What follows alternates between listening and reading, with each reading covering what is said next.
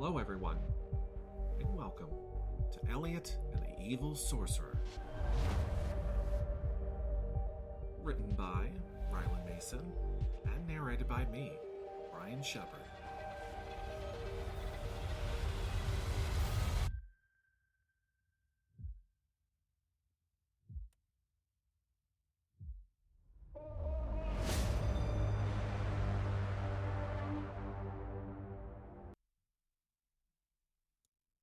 Episode 7. His Keeper. As the dark fog seeped into the streets of a city of ruins, Elliot figured the best place to look for Alric was in the palace. Even though the palace seemed like an empty shell with broken windows, cracked walls, overgrown like every other building, made sense though. Where else would a prince be but in the palace? Where in the palace? Who knows? Elliot knew that because of the Dark Realm, Alric was still silenced when it came to telling Elliot anything remotely connected to where he was. Alric was at least able to tell him that he was not allowed to leave, meaning it was up to Elliot and his friends to find him. "If he's not able to leave, how are we to leave with him?" William asked, breaking the silence as they had been resting for a while now. "We need to figure out what seems to be lurking in the shadows first," Ellie said. "Something is out there. I can feel it," Derek added. "Well, there's only one way to find out. I need you three to head to the palace as you know it better than me, while I deal with whatever is out there watching me," Elliot said as he stood from the chair. The three just looked at each other, like he was crazy. "Are you mad? You don't even know what's out there," William protested. "It's no use, William. He's made up his mind." "What is the plan exactly?" Allie asked. "Simple. I will go out first and head in the opposite direction and hope that works, while you guys head to the palace and search for Alric. I have this feeling that whatever's out there is connected to Alric somehow." Well, that was that. Everyone nervously agreed to Elliot's plan. Between the bond, Alric was sending all sorts of encouragement, love, and support. Even though Elliot could also sense worry and fear, as Alric was not a fan of this daring plan at first, citing danger, yet he had a strong feeling that he knew what he was doing. Asking Alric if he knew himself what was out there proved part helpful, as Alric did not know what it was that was out there, only who. Elliot now knew who it was that was lurking, waiting for him.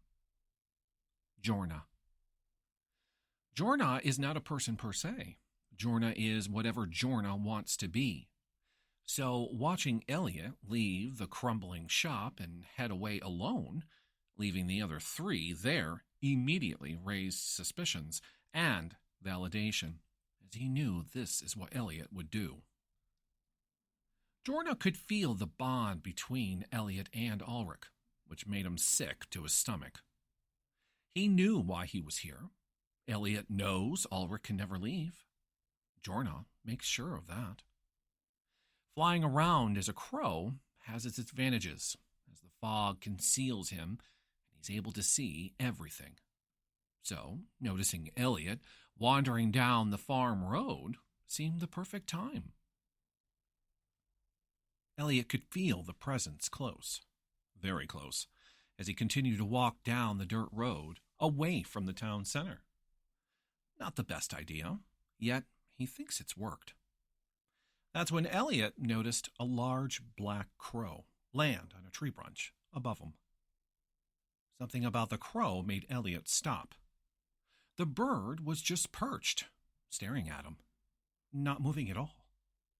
Then the crow flapped its wings and cawed loudly as it lifted off from the branch and dive-bombed Elliot as it went from bird to man. Jorna was now this tall, slender, pale, short, blonde-haired man standing before Elliot.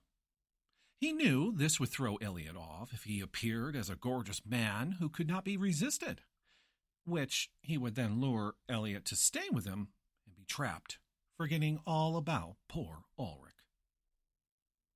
"Hello, Elliot. You must be Jorna." "Ah, I see Alric knows my name," Jorna replied as he looked Elliot up and down, reading him, and then a puzzled look, as if he had come across something he did not know or understand. "What is it you want?" Elliot asked, hoping to get to the point. "Why, you, of course." "Me? What could you possibly want with me?" Elliot demanded. "Did you really think by coming here I would allow one of my prisoners to just leave?" "Prince Alric is no prisoner, and if he was sent here against his will and banished by an evil man, no, he leaves. How they get here means nothing to me. I just make sure they never leave," Jorna said, taking a step back. "Am I a prisoner?" Elliot asked, which had Jorna laughing. "No, you are not. However, I am willing to exchange Ulric for you," Jorna answered, his smile quickly turning into a serious look. Jorna could tell that Elliot was thinking. He didn't have to think long, though, as he felt relief, and Ulric let him know that his friends had found him. Now that Elliot knew that they had found him, there's no reason to overstay their welcome. "I'm going to have to decline your offer," Elliot answered as he started to walk away. "I see. I'm sorry, but you won't be leaving," Jorna said as he changed his form to that of a huge dragon that took the same color as the vines that ran through the town. Up and in the air, Jorna, who was in a rage as fire came bellowing out of his mouth, taking buildings out, dead trees catching fire, until he landed his heavy body directly on the palace, crushing stone as his claws dug into the roof. The ornate glass dome, which once sat in the middle, now smashed as glass and metal fell inside. Elliot wasted no time in returning to the meeting point, which, when he got there, he was happy to see Derek, Allie, and William. And, standing behind them, was his mate, Alric, Prince of the Fae, ruler of the Kingdom of Rensea. Even though this would be the first time Alric has laid eyes on Elliot, he was able to envision what he looked like, and boy was he right, and in every way. This would also be the first time for Elliot, yet Elliot pushed that aside and pointed to the problem at hand, Jorna. "We need to make it back to the portal, and fast," William was quick to suggest. Yet that would put them in an open area, easy for Jorna to pretty much roast them. Then again, what is stopping him from taking this shop down? Jorna began to taunt Elliot by screaming his name. Elliot was sure that the whole Dark Realm heard it.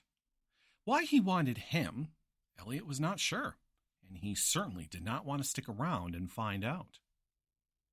Then, as if an earthquake was happening, Jorna lifted off the palace, only to fly back into the dark mist.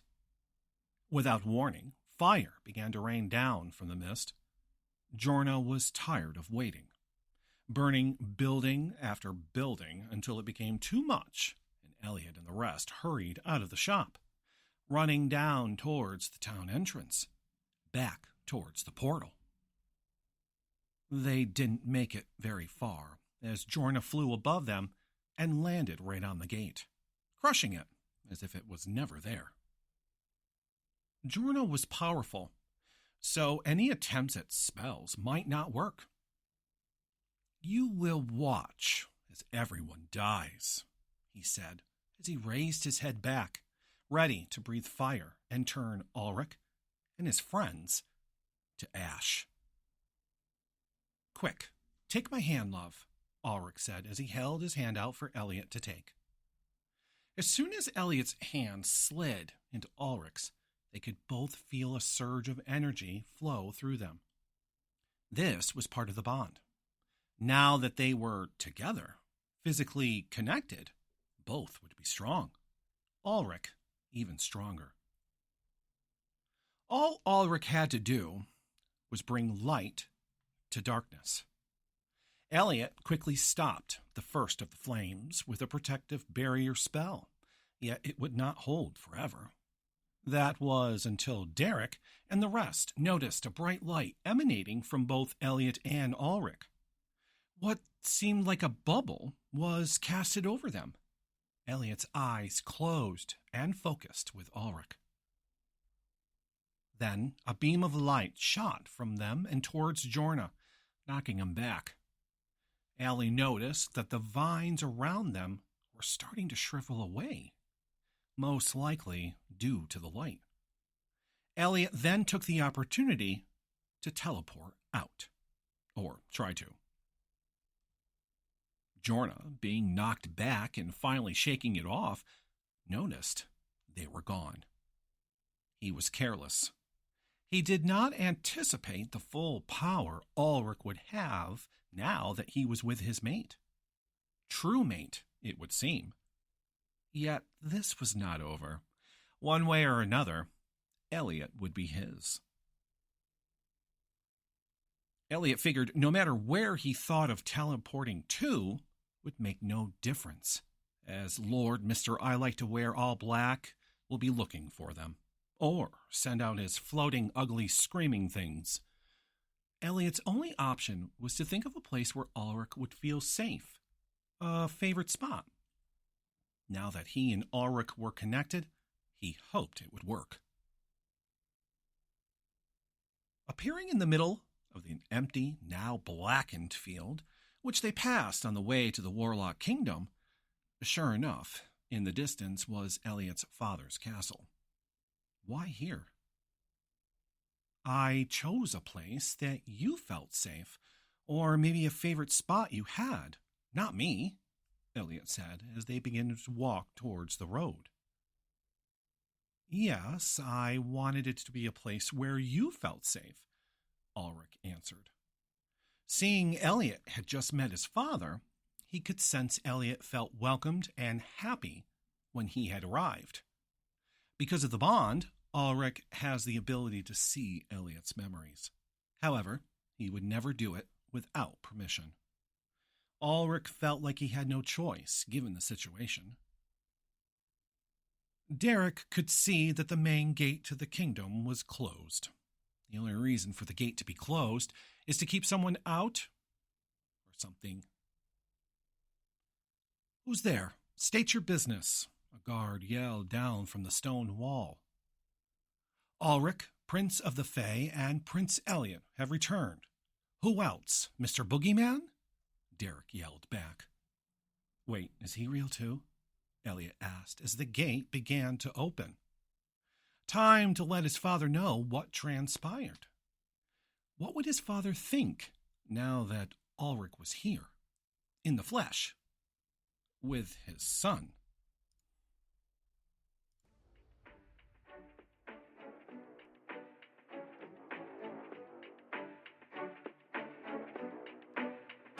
Hey everyone, Rylan here. Just a quick reminder that you can find more information about me and the stories I write by going to my Facebook at facebook.com/author.r.mason. From there, you can find updates, follow me on Instagram, talk to me, and more. Thank you for taking the time to listen and for the support. An R. Mason Media Production. Copyright 2022.